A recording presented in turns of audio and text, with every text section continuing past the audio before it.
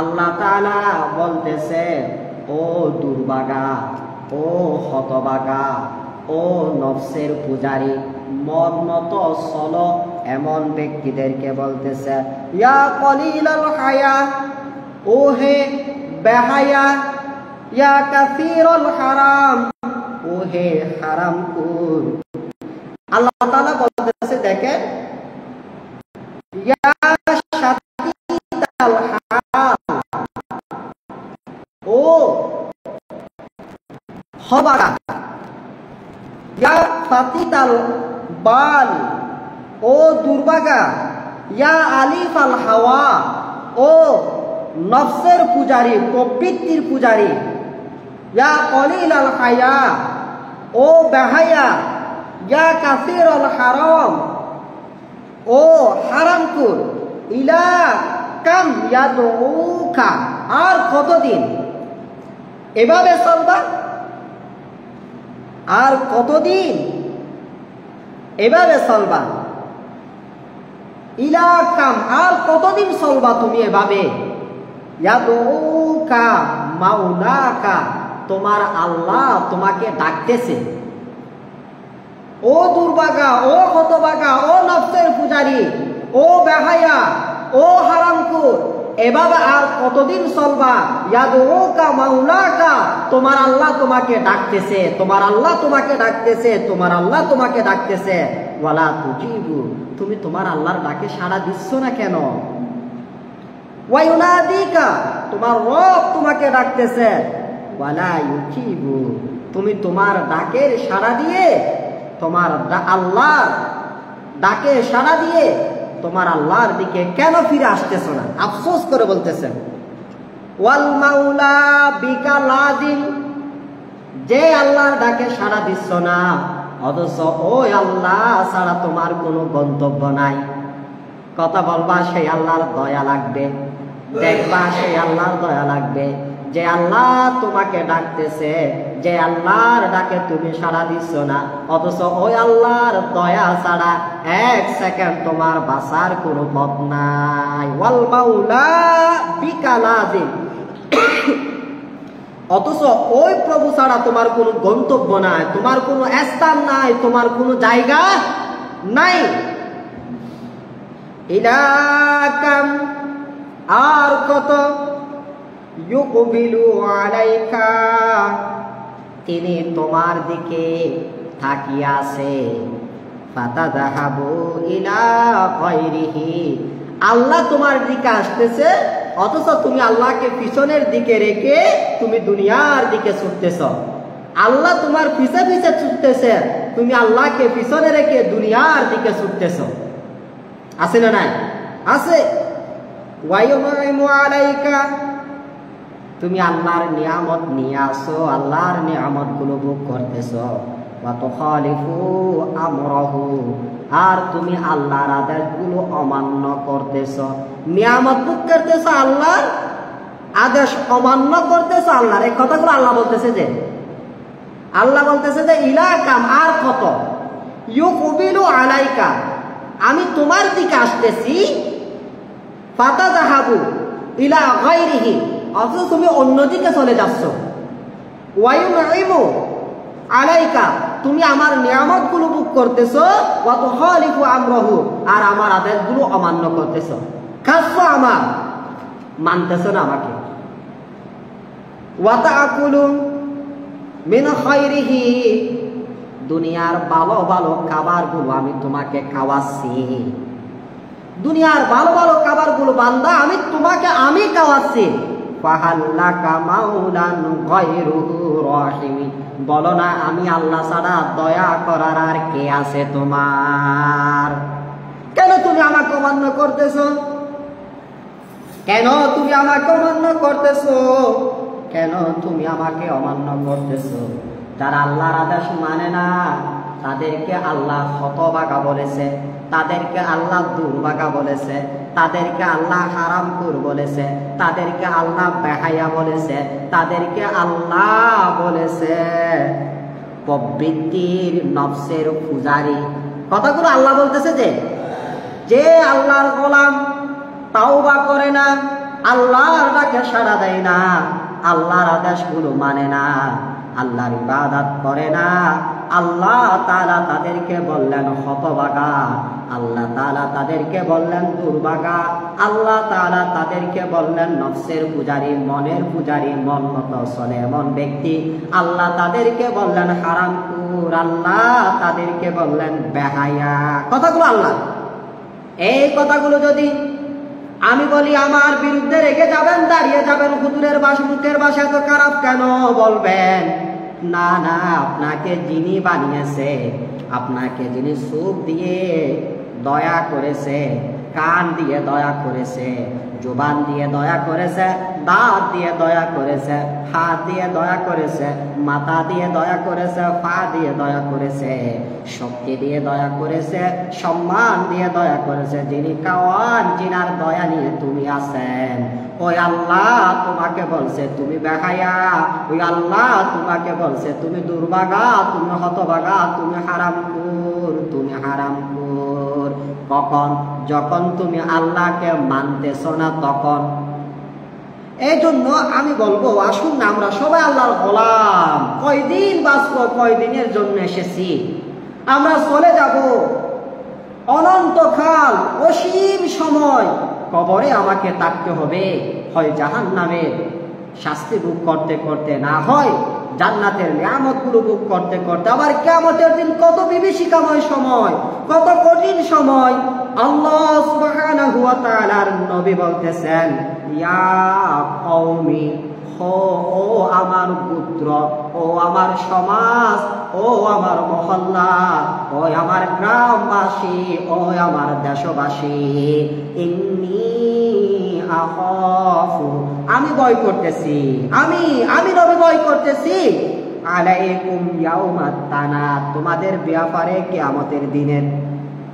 নবী বলতেছে, ও আমার পুত্রবাসী, ও আমার মহল্লাবাসী, ও আমার এলাকাবাসী, ও আমার গ্রামবাসী, ও আমার দেশবাসী, ইন্নী আখাফু আলাইকুম ইয়াউমাত তানাত, তোমাদের ব্যাপারে কিয়ামতের দিন আমি ভয় করতেছি।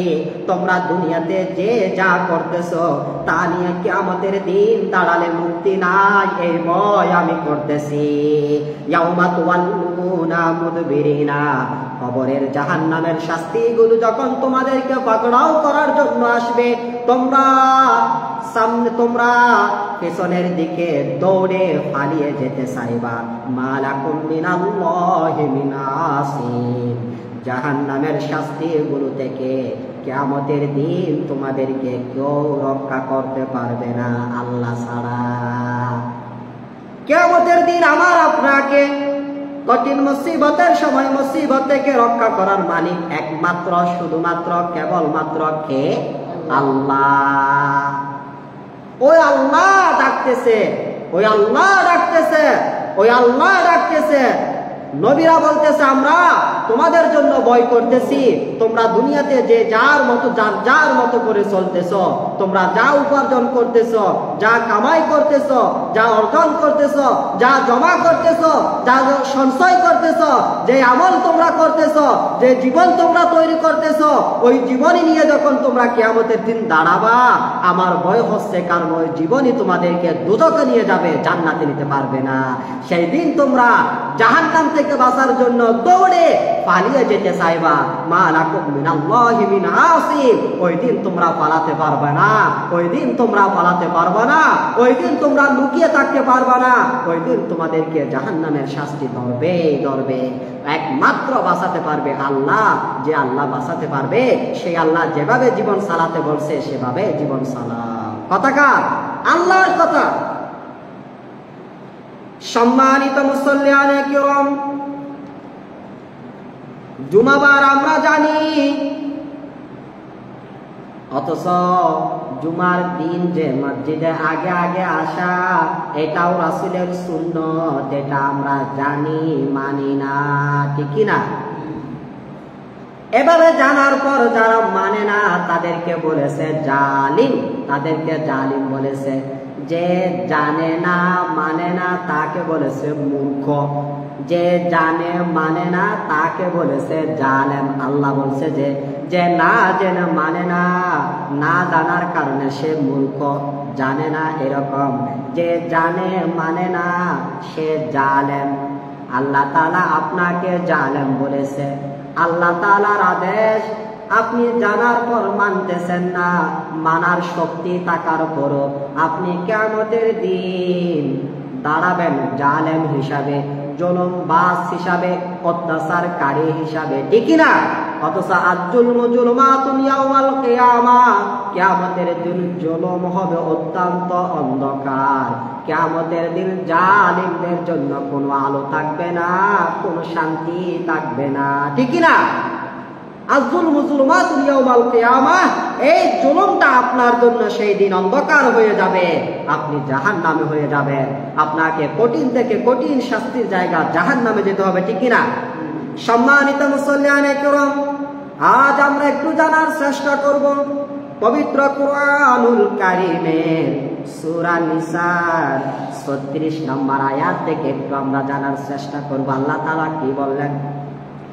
পবিত্র কুরআনুল কারীমের সূরাতুন নিসার ৩৬ নম্বর আয়াতে আল্লাহ তাআলা বললেন, ওয়া'বুদুল্লাহা ওয়া লা তুশরিকু বিহি শাইআও ওয়া বিল ওয়ালিদাইনি ইহসানাও ওয়া বিযিল কুরবা ওয়াল ইয়াতামা ওয়াল মাসাকিনি ওয়াল জারি যিল কুরবা ওয়াল জারিল জুনুবি والصاحب بالجنب وابن السبيل وما ملكت أيمانكم إن الله لا يحب من كان مختالا فخورا।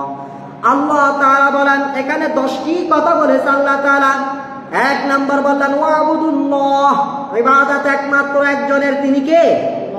আল্লাহর। ওয়াবুদুল্লাহ, ও আদমের সন্তান কোন মানুষেরা যারা নিজেকে মানুষ পরিচয় দাও, তোমাদেরকে বলতেছি ওয়াবুদুল্লাহ, আল্লাহর ইবাদত করো। কার ইবাদত? আল্লাহর ইবাদত। 1 নম্বর বললেন আল্লাহর ইবাদত। 2 নম্বর বললেন ওয়ালা তুশরিকু বিহি শাইআও, শিরিক করো না। ইবাদত করো, শিরিক করো না। ইবাদত করো, শিরিক করো না। ইবাদত করে শিরিক করলে ইবাদত থাকে না, ইবাদত থাকে না। আমরা বেলুন দেখি না, ছোট ছেলেরা খেলে যে বেলুন, এখানে যখন বাতাস দেয় বেলুনটা বড় হয় না, ফুলে যায় না? বেলুনে বাতাস দাও, ওই বেলুনটা কিন্তু কাটায় রাখো না। বেলুনে বাতাস দিয়ে বেলুন কাটায় রাখলে বাতাস থাকে না। ইবাদত করে শিরিক করলে ইবাদত থাকে না। বেলুনে বাতাস দাও, বড় হবে, বেলুন কাটায় রাখো না। ইবাদত করো, আল্লাহ ওয়ালা হবে, শিরিক করো না। বেলুনে বাতাস দিয়ে বেলুন কাটায় রাখলে যেমন বেলুন থাকে না, বাতাস থাকে না, আগের চেয়ে আরো খারাপ হয়ে যায়। ইবাদত করে শিরিক করলে ইবাদত থাকে না, আগের চেয়ে আরো বেশি খারাপ হয়ে যায়, ঠিক না? ওয়াবুদুল্লাহ, আল্লাহর ইবাদত করো, ওয়ালা তুশরিকু বিহি শাইআ, আল্লাহর সাথে শিরিক করো না। ওয়া বিল ওয়ালিদাইনি ইহসানা, মা বাবার সাথে সুন্দর আচরণ করো। শিরিক মুক্ত ইবাদতের পাশাপাশি বললেন মা বাবা, মা বাবা, বাবা মা। আল্লাহর ইবাদতের পরে যে কথাটি বলেছে আমার ভাইয়েরা বোনেরা, ওই কথাটি মা বাবা, ওই কথাটি বাবা মা, আর কিছু নয়। দুঃখজনক হলেও সত্য, দেখি বাবার চোখে পানি, ছেলের মোটর সাইকেলে করে আসা যাওয়া করে, ছেলের গায়ে কয়েকটা কাপড়, আধুনিক কাপড়, বাবার শরীরে কোনো কাপড় নাই। দেখি এরকম আমরা, এরকম নয়। ইবাদতের পর যে কথাটি বলেছে সেই কথা বললেন তোমার মা, তোমার বাবা, তোমার বাবা, তোমার মা। 4th নম্বরে বললেন ওয়াবিদিল কুরবা, ওয়াবিদিল কুরবা, নিকটাত্মীয়, নিকটাত্মীয়, নিকটাত্মীয়, রক্ত সম্পর্কীয় আত্মীয়দের কথা বললেন। এখন অনেক দূরের মানুষের সাথে ভালো সম্পর্ক থাকে, রক্ত সম্পর্কীয় আল্লাহর বান্দাদের সাথে কোনো ভালো সম্পর্ক থাকে না, ঠিক না? কেন? তোমার বোন তোমার 1 নাম্বার আপনজন, তোমার ভাই 1 নাম্বার আপনজন। ভাই ভাইয়ের মধ্যে সমস্যা হয় কখন? ভাই ভাইকে যথাযথ অধিকার দেয় না যখন। কেন দেবেন না? আপনার 1 নাম্বার অধিকার পাওয়ার যোগ্য আপনার আপন ভাই আপন বোন, আপনার রক্ত সম্পর্কীয় যারা, তারাই আপনার সুন্দর আচরণ অধিকার 1 নাম্বারে পাওয়ার অধিকার রাখে তারা, ঠিক না? এখন ভাই ভাইকে মেরে খায়, ভাই বোনকে মেরে খায়, ভাই ভাইয়ের সাথে সম্পর্ক রাখে না, বোন ভাইয়ের সাথে সম্পর্ক রাখে না, এরকম এগুলো ইসলামের নীতি নয়। এইরকম করে যারা পরকালে যাবে তারা শান্তি পাবে না। এখানে যতটুকু খেতে পেরেছেন ততটুকু, বোনের সম্পদ এখানে যা খেতে পেরেছেন তাই, পরকাল আপনার জন্য আছে জাহান্নাম, কোন শান্তি না। এখানে ভাইয়ের সম্পদ যা খেতে পেরেছেন তাই, পরকাল আপনার কোন শান্তি নাই। এখানে প্রতিবাসীর সম্পদ যা খেতে পেরেছেন তা, পরকালে আপনার কোন শান্তি নাই। এখানে রাস্তাঘাট জনগণের সম্পদ যা খেতে পেরেছেন তাই, পরকালে আপনার কোন শান্তি নাই, ঠিক না? এখন দেখা যায় নেতারা টয়লেট পর্যন্ত খেয়ে ফেলে। টয়লেট বাজেট আসে না, বিভিন্ন জায়গায় টয়লেট দেওয়ার জন্য ওই টয়লেট গুলো খেয়ে ফেলে এখন নেতারা। 1 নম্বরে বললাম আল্লাহর ইবাদত, 2 নম্বরে বললাম শিরিক করা যাবে না, 3 নম্বরে বললাম মা বাবার প্রতি সুন্দর আচরণ করতে হবে, মা বাবার দায়িত্ব পালন করতে হবে, মা বাবার অভাব পূরণ করতে হবে, মা বাবা যেটা চায় সামর্থ্য অনুযায়ী সেটা দিতে হবে। 4 নাম্বার বললাম রক্ত সম্পর্কীয় আত্মীয়দের সাথে সুন্দর আচরণ করতে হবে। এরপর বললেন ওয়াল ইয়াতামা, এতিমদের সাথে সুন্দর আচরণ করবা। এরপর বললেন ওয়াল মাসাকিন, মিসকিনদের সাথে সুন্দর আচরণ করবা। এরপর বললেন ওয়াল জারি যিল কুরবা, কাছের প্রতিবেশীদের সাথে সুন্দর আচরণ করবা। এরপর বললেন ওয়াল জারিল জুনুবি, দূরের প্রতিবেশী। এরপর বললেন ওয়াসাহিবি বিল জামবি, বন্ধুদের সাথে সুন্দর আচরণ করবা। এরপর বললেন ওয়াবিনিস সাবিলি, প্রতীকদের সাথে সুন্দর আচরণ করবা, অর্থাৎ মুসাফির যারা, তাদের সাথে সুন্দর আচরণ করবা। এরপর বললেন ওয়ামা মালাকাত আইমানুকুম, অধীনস্থদেরকে কখনো কষ্ট দেবে না। এরপর বললেন ইন্নাল্লাহা লা ইউহিব্বু মান কানা মুখতালিন ফাখুরা, আল্লাহ তাআলা অহংকারীকে ভালোবাসে না। অর্থাৎ যারা ইবাদত করে না তারা অহংকারী, যারা শিরিক করে তারা অহংকারী, যারা মা বাবার সাথে সুন্দর আচরণ করে না তারা অহংকারী, যারা রক্ত সম্পর্কীয় আত্মীয়দের হক আদায় করে না তারা অহংকারী, যারা এতিমদের সাথে সুন্দর আচরণ করে না তারা অহংকারী, যারা মিসকিনদের সাথে সুন্দর আচরণ করে না তারা অহংকারী, যারা কাছের প্রতিবেশীদের সাথে সুন্দর আচরণ করে না তারা অহংকারী, যারা দূরের প্রতিবেশীদের সাথে সুন্দর আচরণ করে না তারা অহংকারী, যারা বন্ধুদের সাথে সুন্দর আচরণ করে না তারা অহংকারী, যারা মুসাফির রাস্তার মানুষদের সাথে সুন্দর আচরণ করে না তারা অহংকারী, যারা অধীনস্থদের সাথে সুন্দর আচরণ করে না তারা অহংকারী। আল্লাহ তাআলা অহংকারীকে ভালোবাসে না। এখন তো আমরা অধীনস্থদেরকে কর্মচারী ভাবে, ঠিক না? অধীনস্থকারী আপনার কর্মচারী নয়, রাসূল বলছে যে সে আপনার সহযোগী। আপনি যে কাজটা পারতেছেন না ওই কাজটা করে আপনাকে সহযোগিতা করতেছে। যে আল্লাহ তাআলা রাসূল বলতেছে যে আপনার কোনো কর্মচারী নাই, আপনার সহযোগী আছে। যে ব্যক্তিটা আপনার বাসায় কাজ করে